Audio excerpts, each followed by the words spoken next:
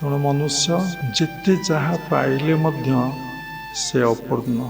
କାନ କେତେ ସତ୍ସଙ୍ଗ ଶୁଣିଲାଣି କିନ୍ତୁ କିଛି ଶୁଣିଲା ଭଳି ଲାଗୁନାହିଁ।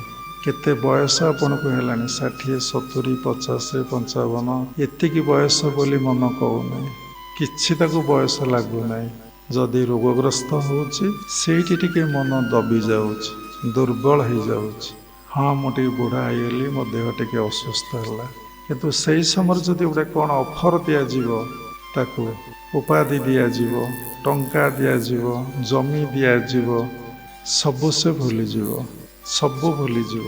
ପୁଣି ତାର ମନ ଏତେ ସକ୍ରିୟ ହୋଇପଡ଼ିବ ଯେ, ଏତେ ସେ ବିହ୍ୱଳ ହୋଇପଡ଼ିବ ଯେ, ବିମୋହିତ ହୋଇପଡ଼ିବ ଯେ ସେ କ'ଣ କରିବ ତାକୁ ଆଉ କିଛି ଜଣାପଡ଼ିବ ନାହିଁ।